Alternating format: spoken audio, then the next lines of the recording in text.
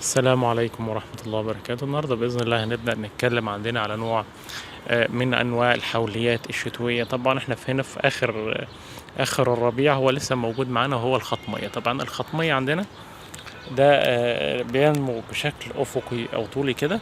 طبعا هو احنا عندنا هنا في شجرة فيكس هو ملضم معاه، يعني هو هنا اللي هو ال الروز ده اللي هو احنا عندنا طبعا فينا أكتر من نوع فيه.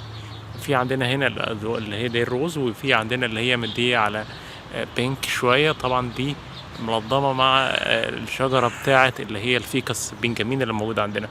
طبعا الخطمية عندنا زي ما احنا شايفينه كده بينمو بشكل طولي، من الحوليات الشتوية. في خلال فصل الصيف النبات احتمال كبير قوي ان هو يموت معايا. طب هو يموت معايا، احيانا البذور بتاعته بتبقى موجودة في التربة، يعني بتنزل في التربه السنه الجايه في الشتاء اللي جايه. لو انا زراعها مثلا في ارض او كده، يعني ده كله ده عندنا من السنه اللي فاتت، احنا ما زرعناش حاجه وما رميناش بذور جديده.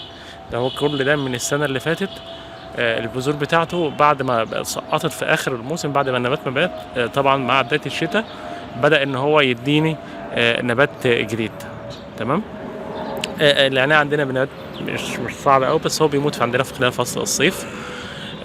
بينمو بشكل افقي، طبعا بيدينا منظر، الازهار بتاعته شكلها جميل جدا، وبتنمو سبحان الله. الشكل الرأسي بتاعها ده بيدي منظر خلاب يعني. النبات عندنا سعره رخيص مش غالي.